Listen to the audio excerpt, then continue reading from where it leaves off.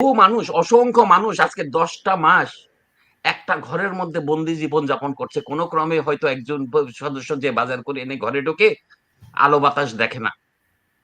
এইভাবে কতদিন? যারা নেতারা আছেন তারা তো বাইরে চলে গেছেন। আমি তাদেরকে দোষ দিচ্ছি আমি না। তারা আপনাকে একটা ইনফরমেশন দেই। আমি এটি আমার নিজেরও জানা ছিল না। আমরা জানি যে আওয়ামী লীগের সবাই পালিয়ে গেছে, রাইট? আসলে কথাটা কজন পালিয়েছে বা কজন বিদেশে গেছে, আপনি যদি সেদিকে দেখেন, এখন এই মুহূর্তে অন্তত 100-র উপরে এমপি আওয়ামী লীগের সংসদ সদস্য জেলে বন্দী আছে। তাহলে 300 সংসদ সদস্যের মধ্যে যদি 100 জেলে বন্দী থাকে, দেশের বিভিন্ন জায়গায় হয়তো আত্মগোপনে আছে আরো শতাধিক। তাদের অনেকেই তো বের হতে পারেনি দেশ থেকে, রাইট? আচ্ছা, তো একটা কথা বলেন তো, ধরেন নেতাদের ফেস থাকে না? আপনি প্রথম লাইনের, আমি সেকেন্ড লাইনের, আরেকজন থার্ড লাইনের।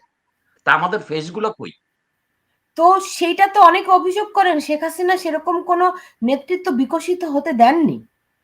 তাহলে আমাদের সেই আমি আমি ধরে নিচ্ছি আমাদের সময় লাগবে, আমি ধরে নিচ্ছি, কিন্তু আমার সেই ডাইরেকশনটা কই? আমার তো সেই পথটা দেখতে হবে যে হ্যাঁ, এই পথে গেলে আমি 6 মাস পরে, 9 মাস পরে, 2 বছর পরে আমি এই জায়গায় যাব। সেই ডাইরেকশনটা কই? এনারা তো ঘুমায় আছেন। যারা পালিয়ে গেছেন তারাও কিন্তু, তাদেরকে আমি এতটুকু ইয়ে করছি, তারা দেশপ্রেমিক। যারা দেশে থেকে, আপনি দেখেন না ভোল পাল্টেছে, এই যে প্রধানমন্ত্রীর প্রেস সচিব, এই যে তারপরে আপনাদের সাংবাদিক কি বুলবুল পরের দিনই যে মনে করেন জামাতের আমিরের সাথে চা বিস্কুট খেয়েছে ইয়েতে বসে, দেখেননি আপনারা? এরাও তো, এদেরকেও তো আওয়ামী লীগের বলেই আমরা চিনতাম, তাই না? তো যারা ওইখানে এখনো রয়েছে এবং মিলমিশ করে আছে, এরা দেশপ্রেমিক না, এরা রাজাকার। পালিয়ে গেছে যারা, তারা দেশপ্রেমিক। তাদেরকে বলে তারা ইউনাইটেড হোক। আবার 71-এর মতো আমরা ইন্ডিয়াতে ট্রেনিং নেই। 71-এ নাকি মাত্র 4 লক্ষ মুক্তিযোদ্ধা সশস্ত্র যুদ্ধ করেছে, তাই না? তাহলে আমাদের 3 গুণ জনসংখ্যা বেড়েছে, 3 গুণ, ধরলাম 20 কোটি।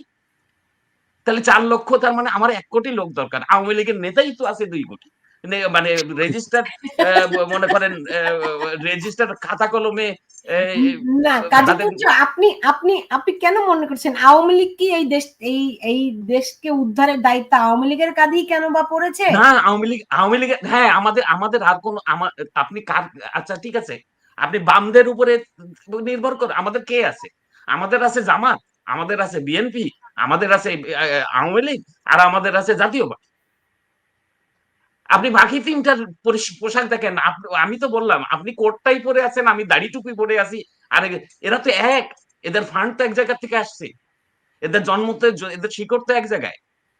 তো এদের মধ্যে বিরোধ হলে কতটুকু হতে পারে? ওই ধরেন খাবার নিয়ে একটু কামড়া কামড়ি হয়, আমার সাথে আপনার একটু মারামারি হয়, তারপরে আবার কিন্তু মূল যখন যখন যখন আওয়ামী লীগকে প্রতিহত করার ব্যাপার আসে, আমরা 3জন এক জায়গায় হয়ে যাই।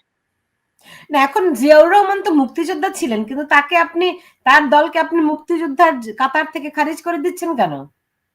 মুক্তিযোদ্ধার কাতার থেকে খারিজ করে দিচ্ছি, আমি দলকে খারিজ করে দিচ্ছি না। আমার কথা হচ্ছে যে জিয়াউর রহমান ক্ষমতায় আসার পরে আমাদের দেশের ডাইরেকশনটা তো পাকিস্তানের দিকেই গেছে, তাই না?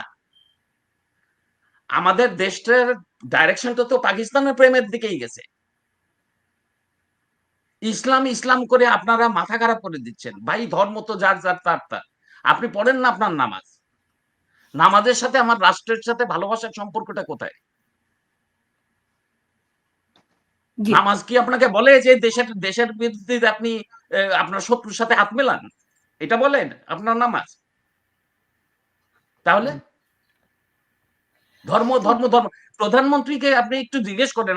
আমি তো প্রধানমন্ত্রীর কাছে পৌঁছানোর বিনয়ের সাথে জিজ্ঞেস করি, এই যে কত 300 মসজিদ বানিয়েছেন, মোল্লা দুইজনের চাকরি দিয়েছেন, একজন হুজুর নামাজ পড়ায়, আর একজন মুয়াজ্জিন আজান দেয়।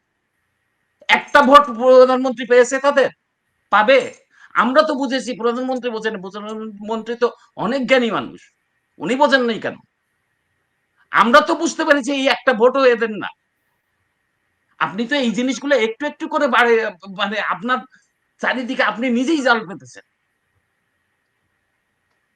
ধর্মকে প্রশ্রয় দিতে যে ধর্মকে প্রশ্রয় দিতে যে আজকে আমাদের দেশকে আপনি বিপন্ন করে ফেলেছেন।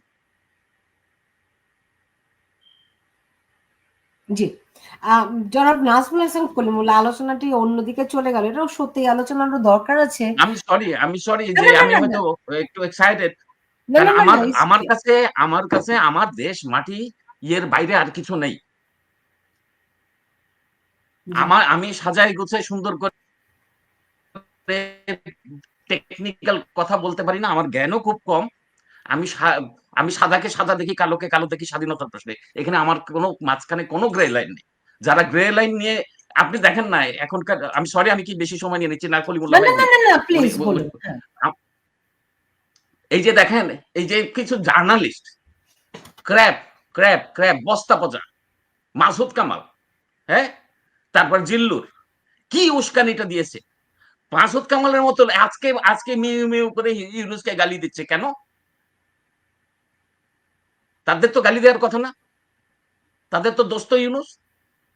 তারা তো খুব জীবন দিয়ে চলেছে। হাসিনা চলে যাক, হাসিনা চলে যাক করেছে। এবং নাজমুল প্রধানমন্ত্রীকে হাসান কত কলিমুল্লাহ তো শেখ হাসিনার অনেক বেয়াদবের মতো একটা পচা মাল বলেছে। আমি তো মনে করেন আমাকে দেন না বন্দুক, আমি একটা লোককে মারতে গেলে আমি ওই মাসুদ কামালকে মারবো। প্রধানমন্ত্রীকে বলে যে পচা মাল, কত বড় আসপর্দা তার। জানোয়ার এগুলা। আচ্ছা, এই আ এইগুলা মনে করেন এই যে ইউটিউব করে এই মনে করেন এখন এদের কেউ আপনি দেখেন এদের ভিউ টিউ কেউ কেউ দেখে না, কিন্তু মানুষ বুঝে গেছে, সাধারণ মানুষ বুঝে গেছে যে এগুলো ক্র্যাপ। এরা আলু আলু রুটি জন্য এইসব করেছে। টাকা পয়সা কে কত পেয়েছে আমি তো জানি না, কলিমুল্লাহ ভাই ভালো জানেন। কলিমুল্লাহ, জনাব নাজমুল হাসান কলিমুল্লাহ আপনিও কিন্তু শেখ হাসিনার অনেক সমালোচনা করতেন। আ আ অনেকেই এটা বলেন যে আ আ কি বলবো, শেখ হাসিনা সরকারের আগে, তার পতনের আগে যেসব ভাষায় আপনি তার সমালোচনা করতেন, এখন আপনি যেরকমটি ডক্টর ইউনূসের কলিমুল্লাহ ভাইদের সবচেয়ে বড় তো কলিমুল্লাহ ভাইদের এক ধরনের গ্রহণযোগ্যতা আছে, কারণ ওনাদের গায়ে কোনো আওয়ামী লীগের ট্যাগও নাই, বিএনপির ট্যাগও নাই। তো যার কারণে ওনাদের কথাই কিন্তু মানুষ, ধরেন আওয়ামী লীগের একটা নেতা একটা সত্যি কথা বললেও তিনবার আমরা ভাবি বোধহয় বেশি কথা বলছে বা বাড়তি কথা বলছে বা বানিয়ে বলছে। কলিমুল্লাহ ভাইরা একটা সুন্দর করে মিষ্টি করে কথা বললে ওটা ছেড়ে দিলে বাজারে, ওটা কিন্তু বাজারে মানুষ খায় বেটার দেন পলিটিশিয়ান। তো কলিমুল্লাহ ভাইদের ভূমিকায় এই সাধারণ মানুষকে মাঠে নামিয়েছে। আমরা আমাদের যে যার জায়গা থেকে ক্ষমা প্রার্থনা করি, আমাদের ভুল হতে পারে, আমরা জাতির কাছে ক্ষমা প্রার্থনা করি, আমরা জাতিকে ঐক্যবদ্ধ করি। আমাদের বন্যা এসেছে, সাপ ব্যাং। এখন আচ্ছা আরেকটা কথা আমি একটু বলতে চাই, সরি আমি সেটা হচ্ছে যে যারা ফিরে আসছে, যারা আর কি তাদের ভুলটা রিয়েলাইজ করেছে যে তারা ভুল করেছে, তাদেরকে ট্রল না করা উচিত। ঠিক আছে, এখন বন্যার সময় আমরা একটা জায়গায় ফেরত আসি, হ্যাঁ তাদেরকে ব্ল্যাঙ্ক চেক দেওয়া যাবে না, তারা আবার সাপের কামড় দিতে পারে, কিন্তু তাদেরকে তাদেরকে দূরেও ঠেলে দেওয়া যাবে না, কারণ আমাদের এখন মানুষ দরকার, আমার দেশের মানুষ দরকার, ঐক্যের দরকার। জি, জি, নাজমুল হাসান কলিমুল্লাহ। জি, দেখুন আমি আসলে বিরল প্রজাতির প্রাণী। আমি ভোট দেই না, এক, এবং ছাত্র জীবনে কখনো রাজনীতি করিনি, শিক্ষকদের কোনো রাজনীতিতে কখনো যুক্ত হইনি, এবং টিল টু ডেট আমি আমার এই অবস্থান বজায় রেখেছি। সবাইকে শালীন ভাষায় সম্বোধন করি, কাউকে গালিগালাজ করি না। তৎসত্ত্বেও আমরা কিন্তু টার্গেটেড, এই জন্যে যে প্রফেসর ইউনূসের কেন সমালোচনা করছি। এখন আমরা তো কথা বলছি জনস্বার্থে। দেখুন, আপনি তো আমাদের এই যে মাঝরাতে আহ্বান করেছেন, আমরা জনস্বার্থে আপনার সঙ্গে এই অনুষ্ঠানে যুক্ত হয়েছি, কোনো অনারিয়ামের জন্য তো না, কোনো আপনার প্রার্থী যে এখানে যুক্ত হলে এই লাভটা হবে সেই বিবেচনা না। এক অর্থে নিজের খেয়ে বনের মোষ তাড়ানোর মতো একটা কাজ, কিন্তু কেন করছি? জনস্বার্থে করছি, বিবেকের দংশনে করছি। এখন আমরা যতটুকুই পড়াশোনা করে থাকি না কেন, শিক্ষিত মানুষ হয়ে যদি আমরা মুখ বুজে থাকি, তাহলে আর পড়াশোনা কেন করলাম? জনগণের করের টাকাই তো আমরা পড়াশোনা করেছি, তাই না? This is the time to pay back the nation. সেই চিন্তা থেকেই কিন্তু আমাদের এই অ্যাক্টিভিজম। ধন্যবাদ। আমি একটু জি, একটা স্ক্রলে একটা একটা ইয়ে হ্যাঁ, দেখলাম, তুর্য কাজীরা কখনো হ্যাঁ। যুদ্ধে যাবে না। নূর হোসেন আপনি কি যাবেন? আমি তাকে জিজ্ঞেস করতে চাই, আপনি কি যাবেন? তুর্য কাজীরাই আমি যাবে, জানি তুর্যকাজীরাই যাবে। তুর্য কাজীরাই যাবে। আমি বলে রাখলাম, তুর্য কাজীরাই যাবে। আমাদের কোনো জীবনের মায়া নেই। আমার দেশের উপরে আঘাতের আসলে আমার নিজের জীবনের কোনো মায়া নেই, তুচ্ছ। জীবনে 50 বছর পার করে দিয়েছি, সুতরাং জীবনের যা কিছু ছিল সব সব পাওয়া হয়ে গেছে। নতুন করে কোনো পাওয়ার, এবং তুর্য কাজীরা কোনোদিন রাজনীতিতে যাবে না, তুর্য কাজীরা কোনো চেয়ারে বসতে যাবে না। এটা নূর হোসেনরা পরিষ্কারভাবে জেনে রাখেন। সাধারণত আম, আম, মানে কেউ মুক্তিযুদ্ধের কথা বললে আওয়ামী লীগ ট্যাগ দেয়া হয়, কিন্তু আপনি যেভাবে সরাসরি শেখ হাসিনাকে প্রধানমন্ত্রী বলছেন, এটি একটু বিরল কিনা? না, কেন কেন বিরল হবে? উনিই তো প্রধানমন্ত্রী। উনি কি পদত্যাগ করেছেন নাকি? নির্বাচন আরেকটা হয়েছে নাকি? তাহলে কে প্রধানমন্ত্রী? উনিই তো প্রধানমন্ত্রী। আমাদের প্রধানমন্ত্রী আর কে আছে? আপনি ধরেন, আমাদের দেশে তো আসলে নেতৃত্বের একটা সংকট ছিলই। এই যে 15 বছর, ইভেন আওয়ামী লীগের মধ্যে আপনি প্রধানমন্ত্রীর প্যারালাল আরেকটা মুখ সামনে আনেন তো দেখি। একটা প্যারালাল মুখ আছে, ঠিক আছে, প্রধানমন্ত্রীকে বাদ দিয়ে দেন, আরেকটা নেতার কথা সামনে আনেন তো দেখি, কে আছে? বিরোধী দলের একটা আনেন তো দেখি। এই যে বামরা, বামরা বাংলাদেশের সবচেয়ে বড় সর্বনাশ করেছে। তারা তো জীবনে ক্ষমতায় যেতে পারবে না। মনে করেন ষড়যন্ত্র করে আপনার কাছ থেকে একটু হালুয়া পেলাম, ওনার কাছ থেকে একটু রুটি পেলাম, এইটুকুই তাদের প্রাপ্তি।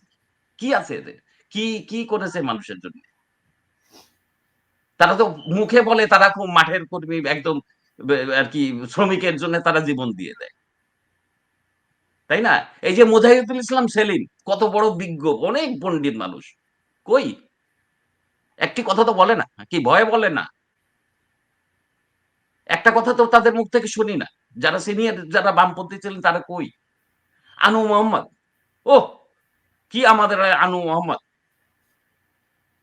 পুরা দেশের বিরাট, কত কত সর্বনাশ ঠেকিয়েছেন উনি, কত আন্দোলন করেছেন, কই? আমি জামাত শিবিরকে গোনায় ধরি না। তারা তো এখন ক্ষমতায়। এদের হাতে অস্ত্র না থাকলে, এদের হাতে অস্ত্র না থাকলে এদের ব্যাপারটা হচ্ছে কি জানেন? ওরা আছে 10 জন, ওদের 10 জনের হাতে বন্দুক আছে, 10 জনই ঝাঁপিয়ে পড়ে। আমরা 100 জন থাকলে ওই যে আমার আপনার মতো ওই যে বালিশের মধ্যে লুকিয়ে আছে, যার কারণে ওদেরকে সংখ্যায় বেশি মনে হয়। একটা মসজিদ থেকে নামাজের পরে দলে দলে হই হই ভাবছেন এটাই দেশের জনগণ, কই না? সারা বাংলাদেশের আপনি সব পলিটিক্যাল পার্টির যদি সমস্ত নেতা কর্মীরাও ধরেন, তার চেয়েও জনগণ বেশি, তার চেয়েও আমাদের আমাদের সংখ্যা বেশি। আমরাই ভোটের নিয়ামক, ভোটকে নির্ধারণ করি আমরা, এরা না।